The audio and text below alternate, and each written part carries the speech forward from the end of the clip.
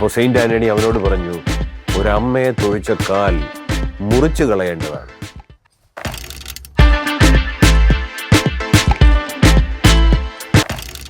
മരത്തിൽ കൂട് കൂട്ടിയ കിളിയെക്കുറിച്ച് കേട്ടിട്ടുണ്ടല്ലേ? കൈവെള്ളയിൽ കൂട് കെട്ടിയ കിളിയെക്കുറിച്ച് കേട്ടിട്ടുണ്ടോ? Just wait and watch. Nobel prize വിന്നറായ ഐറിഷ് പോയറ്റ് ഷേമസ് ഹീനിയുടെ ഒരു famous poem is based on an Irish legend. ആ പോയത്തിൻ്റെ ടൈറ്റിൽ എന്ന് പറഞ്ഞാൽ saint Kevin and the black bird.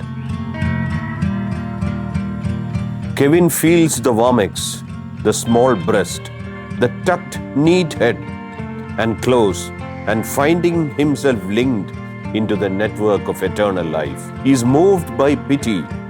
Now he must hold his hand like a branch out in the sun and rain for weeks until the young are hatched and fledged and flown. A prayer his body makes entirely, for he has forgotten self, forgotten bird, and on the river bank forgotten the river's name. Seamus Heaney. Glendalough എന്ന് പറഞ്ഞ താഴ്വരയിൽ ഒരു ഹെർമിറ്റിനെ പോലെ വന്ന് തപസ് ചെയ്തിരുന്ന ഒരു വ്യക്തിയായിരുന്നു, ഒരു സെയിൻ്റ് ആയിരുന്നു സെയിൻറ്റ് കെവിൻ. അവിടെ മലയ്ക്കകത്ത് കാർവ് ഔട്ട് ചെയ്ത ഒരു കേവിൻ്റെ അകത്തിരുന്നാണ് സെയിൻറ്റ് കെവിൻ അദ്ദേഹത്തിൻ്റെ ധ്യാനവും തപസ്സും അനുഷ്ഠിച്ചത്. ഇപ്പോഴും നമ്മൾ ആ താഴ്വരയിൽ ചെന്നു കഴിഞ്ഞാൽ നമ്മൾക്ക് കാണാൻ സാധിക്കും, രണ്ട് വാലീസിന് നടുക്കൂടി ഒഴുകുന്ന ഒരു നദിയുടെ തീരത്ത് അദ്ദേഹം തപസ് ചെയ്തിരുന്ന ഒരു റോക്ക് കേവ് കാണാനായിട്ട് സാധിക്കും. It is called the bed of Saint Kevin or the cave of Saint Kevin. ഇവിടെ തപസ് ചെയ്തിരിക്കുന്ന സമയത്ത്, മുട്ടുകുത്തി കൈകൾ വിരിച്ച് പ്രാർത്ഥനയിലായിരിക്കുന്ന സമയത്ത് സെയിൻറ്റ് കെവിൻ്റെ കൈകളിൽ ബ്ലാക്ക് ബേർഡ് വന്നിരിക്കുകയും പിന്നീട് അതവിടെ മുട്ടയിട്ട് വിരിഞ്ഞ് 2 ആഴ്ച കൊണ്ട് കുഞ്ഞുങ്ങളായി അത് പറന്നു പോവുകയും ചെയ്തിരുന്നു എന്ന് ഐറിഷ് ലെജൻഡ് പറയുന്നു. ഇത് വന്ന് ഇരുന്ന് ഇത് മുട്ടയിടുന്ന സമയം മുതൽ സെയിൻറ്റ് കെവിൻ ഒരു മരത്തെ പോലെ അനങ്ങാതെ 2 ആഴ്ചയോളം നിന്നിരുന്നു എന്നാണ് ആ ലെജൻഡ് പറയുന്നത്. ഇതൊരു കഥയാണെങ്കിലും നടന്ന സംഭവമാണെങ്കിലും നേച്ചറും മനുഷ്യനും തമ്മിലുള്ള ഒരു വലിയൊരു കണക്റ്റഡ്നെസ്സാണ് ഈ ഒരു ലെജൻഡിന് പിന്നിലുള്ളത്. ഷേമസ് ഹീനി പറയുന്നു, അദ്ദേഹം ഇതിനെ കവിതാരൂപത്തിൽ ഇതിനെ ആക്കിയപ്പോൾ പോലും ഇത് തിരഞ്ഞെടുക്കാനുള്ള കാരണവും ആ നേച്ചറുമായിട്ട് ഇതിനുള്ള ആ കണക്റ്റഡ്നെസ് ആണെന്ന് ഷേമസ് ഹീനി തന്നെ പറഞ്ഞിട്ടുണ്ട്. നമ്മൾ ചരിത്രത്തിൽ നോക്കി ഇതുമായിട്ട് വളരെ ക്ലോസ് ആയിട്ട് നിൽക്കുന്ന പല എപ്പിസോഡ്സ് പല സെയിൻസിൻ്റെ ലൈഫിൽ നമ്മൾക്ക് കാണാം.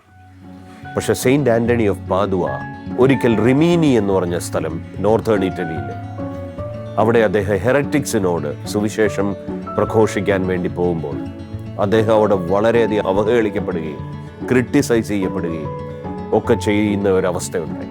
കുറച്ച് വിഷമവും കുറച്ച് വാശിയും ഒക്കെ തോന്നിയ സെയിൻറ്റ് ആൻ്റണി എന്ത് ചെയ്തു? അദ്ദേഹം റിമീനി കടൽ തീരത്തേക്ക് പോവുകയും അവിടെ നിന്ന് അദ്ദേഹം സുവിശേഷം മത്സ്യങ്ങൾക്ക് പ്രഘോഷിക്കുകയും ചെയ്തു.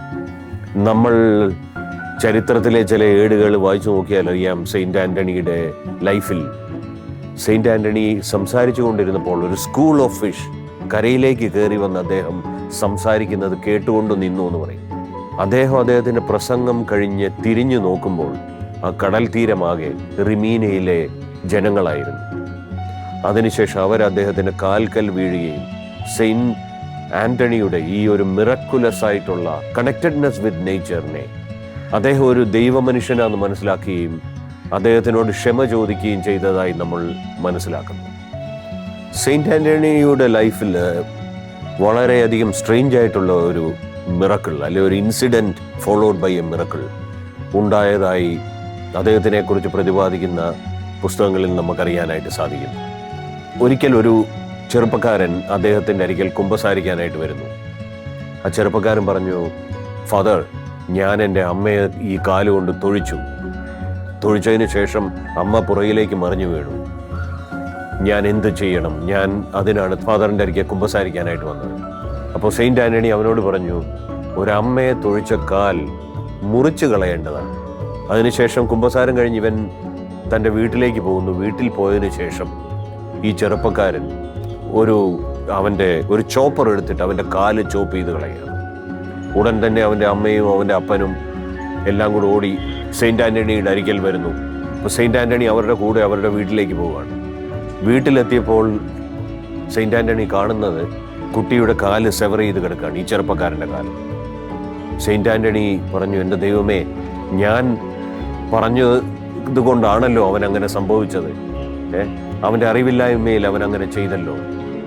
സെയിൻറ്റ് ആൻ്റണി മുറിഞ്ഞ കാല് ഒരുമിച്ച് വെച്ചതിന് ശേഷം പ്രാർത്ഥിക്കുകയും and he drew cross over his leg and it is said that the severed foot was reattached to his leg.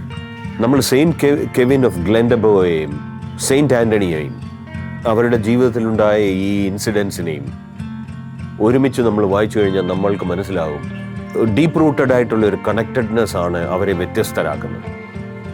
ഇവരുടെ രണ്ടുപേരുടെയും ജീവിതത്തിൽ ഷെയ്മസ് ഹീനി പോലും സെയിൻറ്റ് കെവിനെ കുറിച്ച് പറയുന്നത് പോലെ ചെറിയ ചെറിയ കാര്യങ്ങളിലാണ് വലിയ കാര്യങ്ങൾ ഇരിക്കുന്നത്. It is not in epic victories or it is not in doing epic things but in doing little things for God. And both the saints we are talking about, saint Kevin ആണെങ്കിലും saint Antony ആണെങ്കിലും അവരുടെ extreme ഹ്യൂമിലിറ്റിയിൽ ചെയ്ത ചെറിയ ചെറിയ കാര്യങ്ങൾ ആണ് വലിയ impactful ആയിട്ടുള്ള കാര്യങ്ങളായി അന്ന് ജീവിച്ചിരുന്ന ആൾക്കാരുടെ ജീവിതങ്ങളിലും പിന്നീട് ഉള്ള തലമുറകളിൽ അവർക്കുള്ള സ്വാധീനത്തിലും നമ്മൾ കാണുന്നത്.